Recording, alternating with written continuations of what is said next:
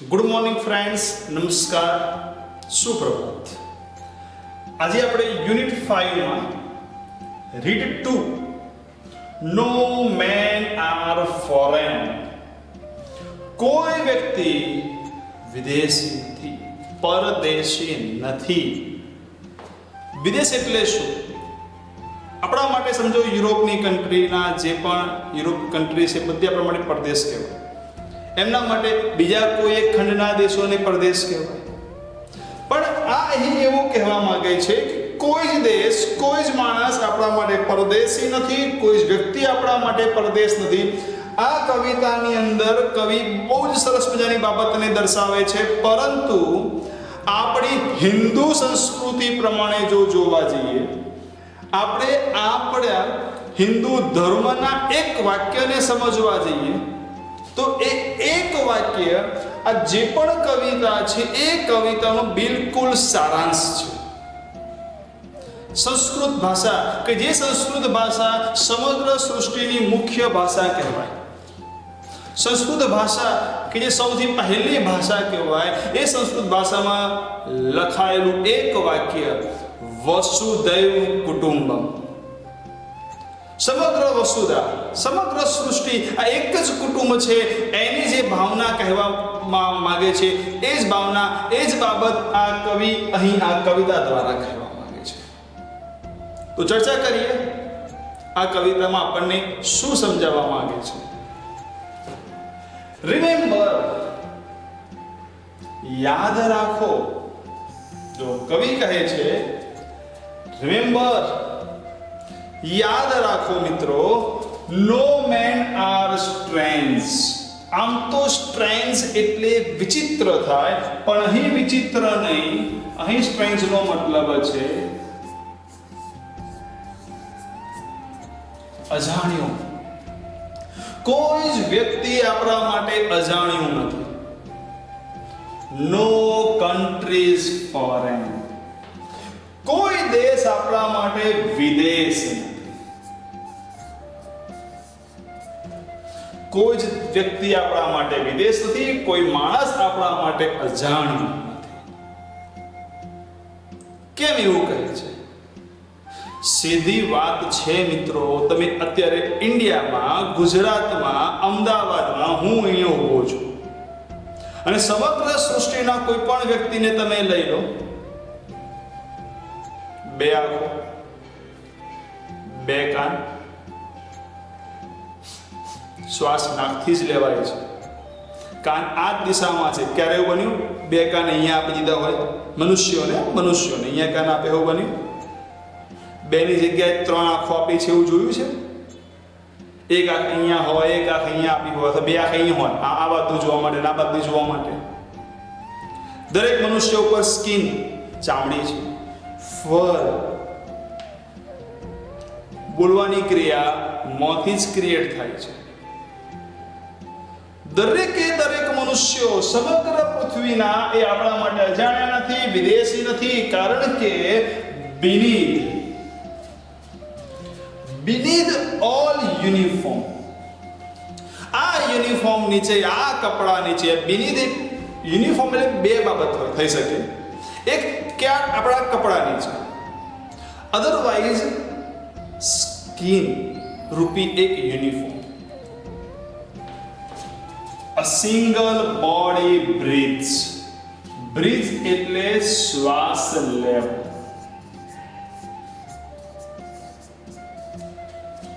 આપણા આ યુનિફોર્મ નીચે એક સિંગલ બોડી, એક શરીર જ શ્વાસ લે છે. કોઈ શ્વાસ વગર જીવે છે દુનિયામાં? બોલો. લાઈક અવર્સ, જે રીતે આપણે સ્કિનથી, આપણા સ્કેલેટન જે છે એનાથી શ્વાસ લઈને આપણે જીવન જીવીએ છીએ, તો એ જ રીતે આખા દુનિયામાં દરેક જગ્યાએ, આખી દુનિયામાં દરેક જગ્યાએ શ્વાસ લેવાય છે. આપણી જ the land our brothers walk upon, એ ભૂમિ, એ દુનિયા, એ જગ્યા કે જગ્યા પર આપણા બીજા ભાઈઓ, આપણા સગા ભાઈઓની વાત નથી સમજીએ તો બીજા કોઈ ફોરેન કન્ટ્રીના વ્યક્તિઓની વાત છે, એ જે લોકો જ્યાં ચાલે છે ઇઝ અર્થ લાઈક ધીસ, જે આ પૃથ્વી આપણે જ્યાં ચાલીએ છીએ, આપણે જેની પર વોક કરીએ છીએ, એ જ પૃથ્વી રૂપી જગ્યા ઉપર એ લોકો પણ ચાલે છે. જમીન ઉપર જ ચાલે છે ને બધા બી, આપણે પણ જમીન ઉપર વસવાટ કરીએ છીએ.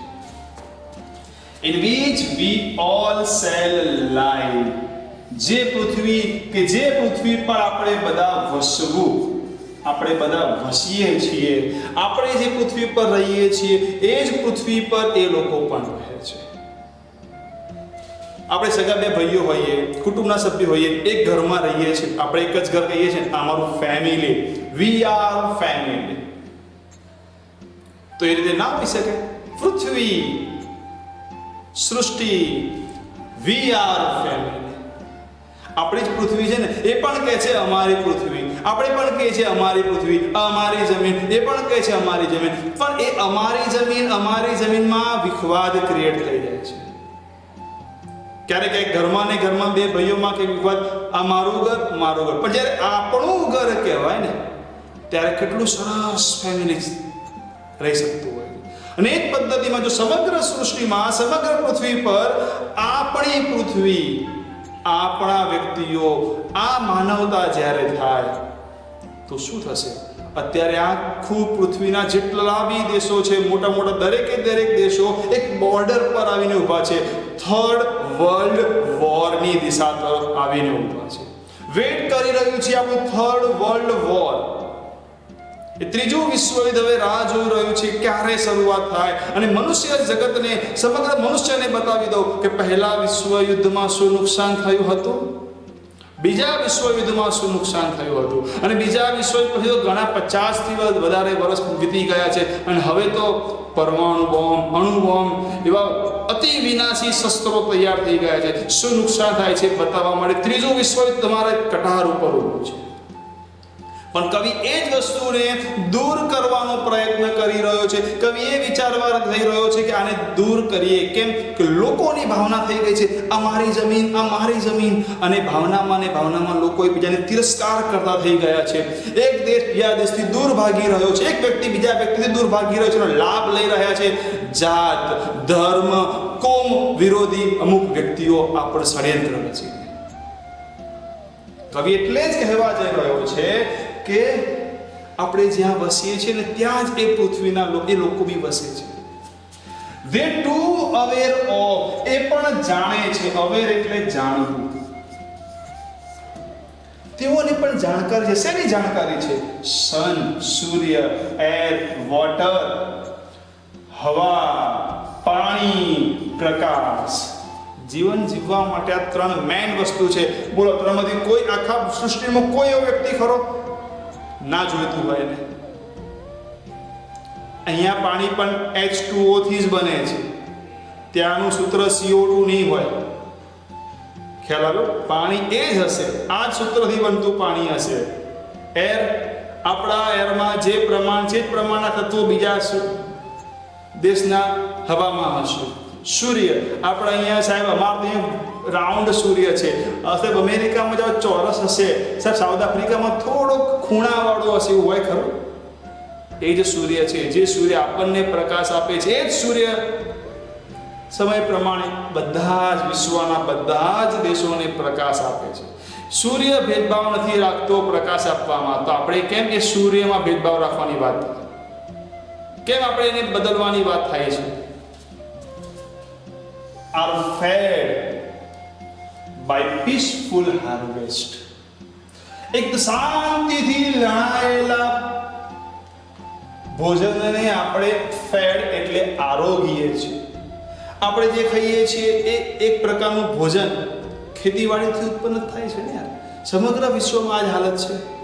ખેતીથી ઉત્પન્ન કરવું, આમ ઉપરથી ઉત્પન્ન થાય છે નહીં, ખેતી, જમીન. તો એ જ રીતે શાંતિથી લણાયેલા ભોજનને આપણે આરોગીએ છીએ. અને બાય વોર્સ લોંગ વિન્ટર સ્ટ્રાવ, આ વાક્યને સમજવાનું છે. શિયાળા રૂપી કન્ટિન્યુ શિયાળો ચાલતો હોય અને પુષ્કળ શિયાળો ચાલતો હોય ને શિયાળામાં -ડિગ્રી તમારું તાપમાન થઈ ગયું હોય ને ત્યારે જે ભૂખ ક્રિએટ થાય, વોર રૂપી શિયાળો, જે તમારામાં ભૂખ ક્રિએટ થાય તે બહાર જઈ શકતા નથી, જે પોતાનામાં ભૂખ છે એ ભૂખ ક્રિએટ થાય ત્યારે સરસ મજાના શાંતિથી લણાયેલા ભોજનને આપણે જમીએ છીએ. કવિ કહે છે, remember no man are strength, no country is foreign, beneath our uniforms a single body breathes like ours, the land our brothers walk upon is earth like this, in which we all shall lie. The two aware of sun and air and water are fed by peaceful harvest, by Strauss' long winter straw.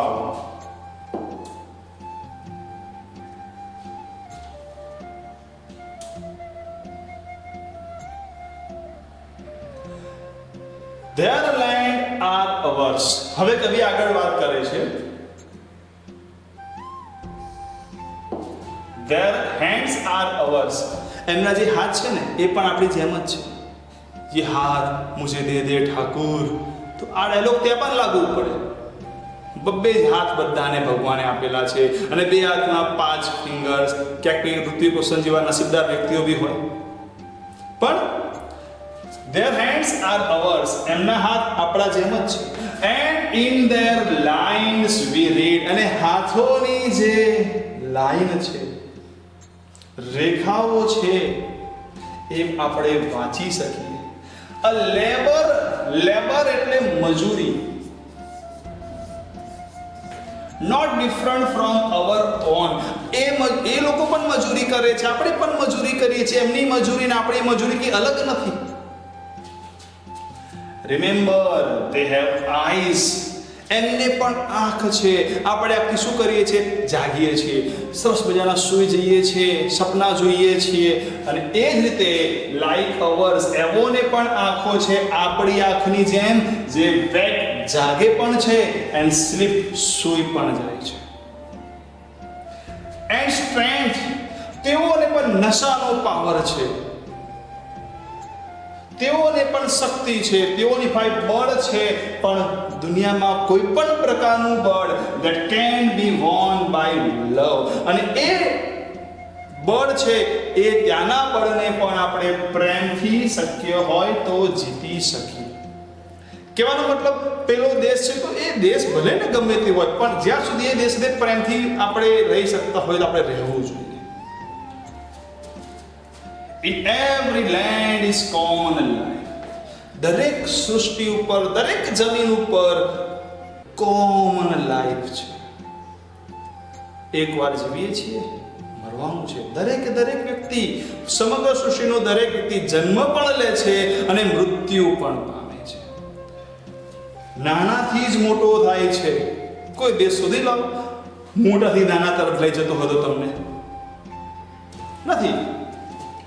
They all can recognize and understand. એ બધાને recognize કરી શકાય, ઓળખી શકાય, સમજી શકાય છે.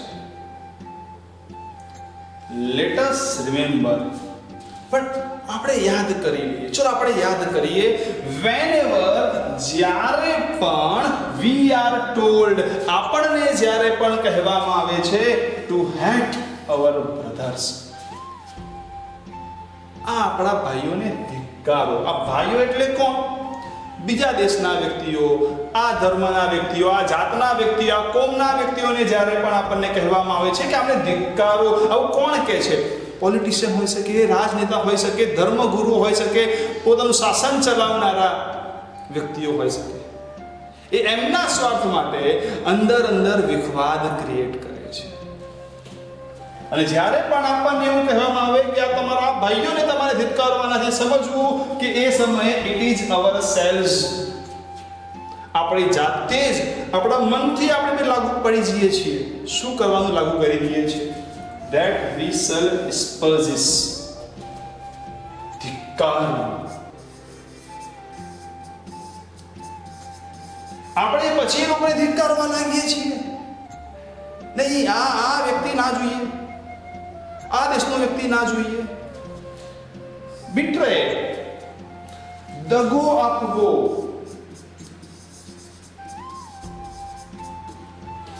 And કંડમ, નિંદા કરવી.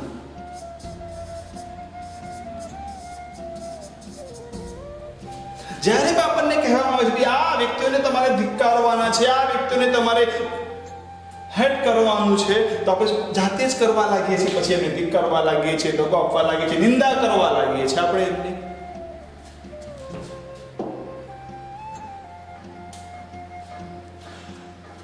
અને ત્યાં સુધી પરિસ્થિતિ વણસી જાય છે. ક્યાં સુધી?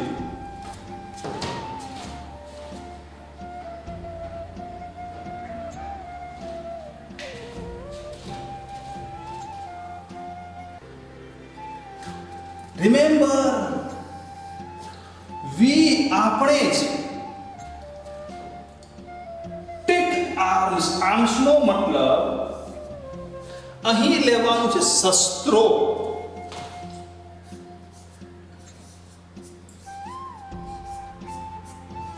હાથ નહીં, આપણે ઉઠાવી લઈએ છીએ.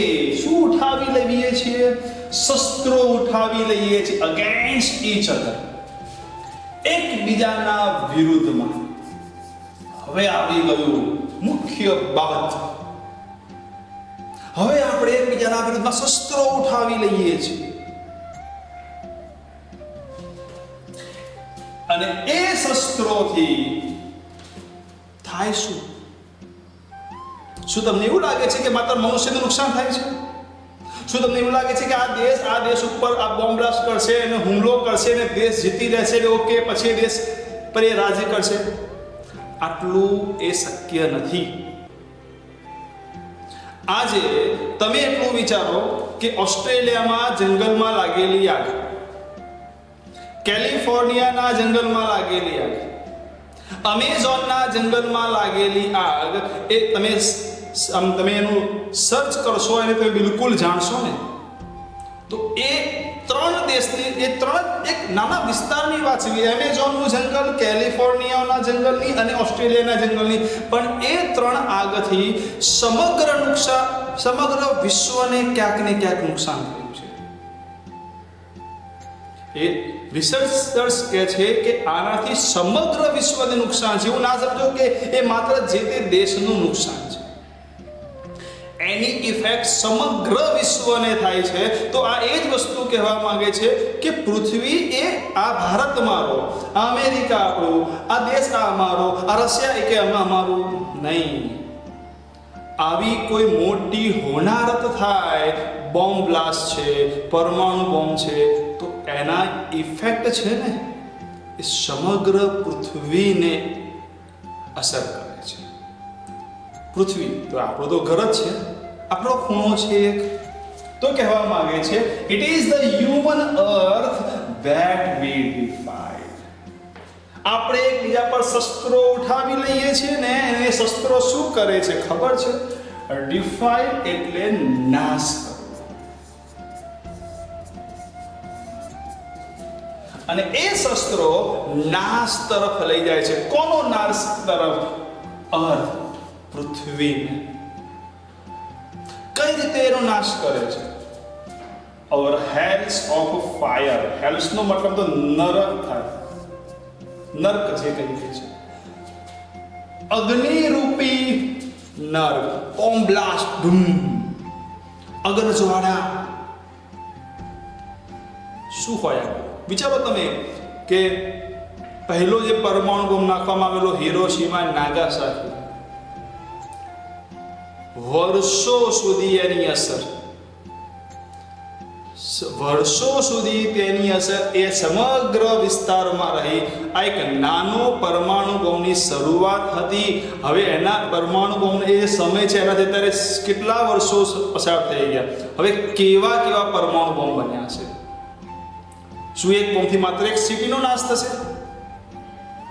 હવે પોસિબલ નથી.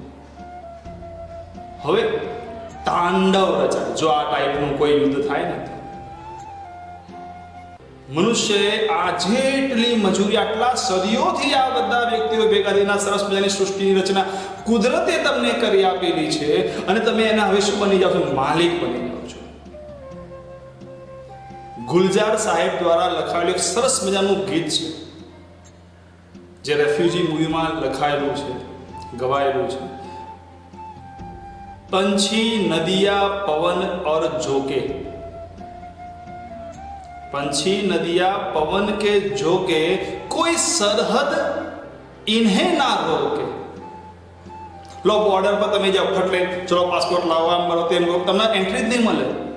પંખીઓ માટે આ છે, પાણીની પ્રવાહ વેગ માટે છે, પવન માટે આ બોર્ડર છે. ક્યાં सोचो तुमने और हमने क्या पाया इंसान होके.